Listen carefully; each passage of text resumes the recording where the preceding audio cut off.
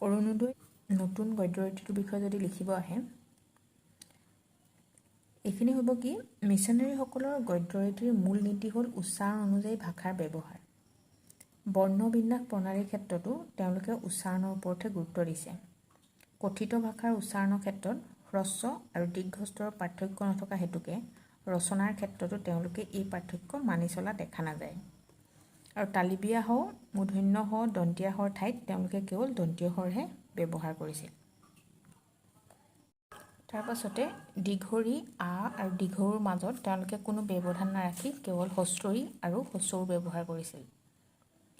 আৰু উচ্চাৰণৰ ক্ষেত্ৰত তলৰ এই বৰ্ণকৃতিৰ কোনো পাৰ্থক্য নাই বাবে দ্বিতীয় স্বৰ ঠাইত প্ৰথম স্বৰ আৰু মূৰ্ধন্য নৰ ঠাইত দন্তীয় ন, ক্ষৰ ঠাইত খ তাত জ্যকাৰ আৰু অন্তস্থ ইয়ৰ ঠাইত হস্ৰই ব্যৱহাৰ কৰিছিল।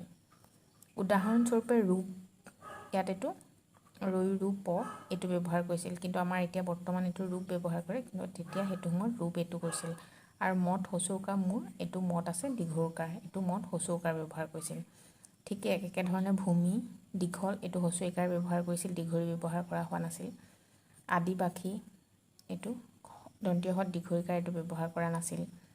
আৰু এইটো চব দন্তীয় হ ব্যৱহাৰ কৰিছে, মূৰ্ধন্য হ ঠাইত দন্তীয় হ ব্যৱহাৰ কৰিছে। এইটো শৈহু ব্যৱহাৰ কৰা নাছিল, হত হচৌকাৰ ব্যৱহাৰ কৰিছিল। শুনি, শাস্ত্ৰ, ৰণ ইত্যাদি এইবিলাক।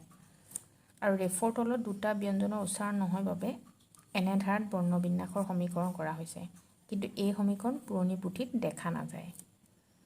এইখিনিত নতুন গদ্যৰীতিটোৰ প্ৰভাৱ পৰিছে।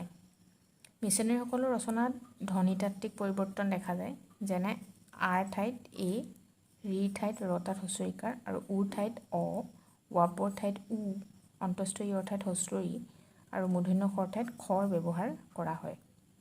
এইখিনি মনত থাকিব লাগিব। পুৰণি পুথিপাজি অথবা শংকৰ মাধৱৰ ৰচনাৱলীৰ মাজত অসমীয়া ভাষা সম্পৰ্কে কোনো তথ্য পোৱা নাযায়। 1833 চনত শ্ৰীৰামপুৰ প্ৰেছত প্ৰকাশ লাভ কৰা ধৰ্মপুস্তকত অসমীয়া ভাষাটিক পাতনিতে অহমীয়া পাত বুলি উল্লেখ কৰা হৈছে, মানে এইটো হ ব্যৱহাৰ কৰিছে। অৰুণোদয়ত অসমীয়া ভাষা অথবা অসমীয়া লোক বুলিও উল্লেখ কৰা নাছিল। অসম তথা অসম ভাষা, অসম মতে কথা বুলি ভাষাটিৰ চিনাকি দিছিল। নেক্সট, মিছনেৰীসকলে ইংৰাজী শব্দৰ অৰ্থ বুজাবৰ কাৰণে অসমীয়াতো কিছুমান নতুন শব্দৰ সৃষ্টি কৰিছিল, যেনে ভাপৰ কল, পঢ়াশালী, ধৰম পুথি, ভাপৰ নাও, পানী মিল, জ্ঞানৰ সভা, লতা পনিয়ল মানে আঙুৰ ইত্যাদি। তৎসম শব্দৰ ক্ষেত্ৰত তেওঁলোকে সহজে উচ্চাৰণ কৰিব পৰাকৈ কিছুমান শব্দ ব্যৱহাৰ কৰিছে, যেনে ধৰম, ধৰ্ম যোনটো, জ্ঞান, জ্ঞান, শৱদ, শব্দ, অকৰম, অকৰ্ম, বিলম, এইটো বিলম্ব যোনটো, ভগন, ভগ্ন যোনটো ইত্যাদি।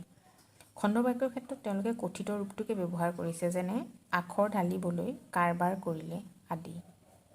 মানে কথিত যোনটো ৰূপ আছিলে খণ্ডবাক্যৰ ক্ষেত্ৰত তেওঁলোকে সেইটোৱে ব্যৱহাৰ কৰিছিল। অৰুণোদয় পূৰ্বৱৰ্তী গদ্যৰ মাজত দুবিধ জ্যোতিচিহ্নৰ ব্যৱহাৰ হৈছিল, এবিধ দাঢ়ি আৰু আনবিধ হ'ল কলন। অৱশ্যে অৰুণোদয়ৰ প্ৰায়বোৰ জ্যোতিচিহ্নৰ ব্যৱহাৰ আছে। উদাহৰণস্বৰূপে আমি পূৰ্ণানন্দ শৰ্মাৰ লেখাটিৰ কথা ধৰিব পাৰোঁ।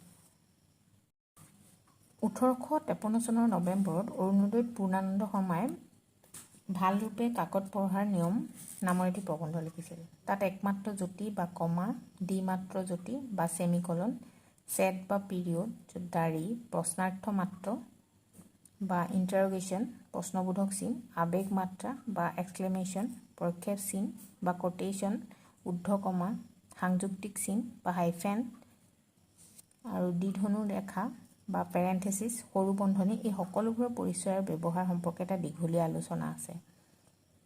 তাৰমানে ইয়াত আমাৰ প্ৰায়বিলাক জ্যোতিচিহ্নৰ ব্যৱহাৰ দেখা যায়।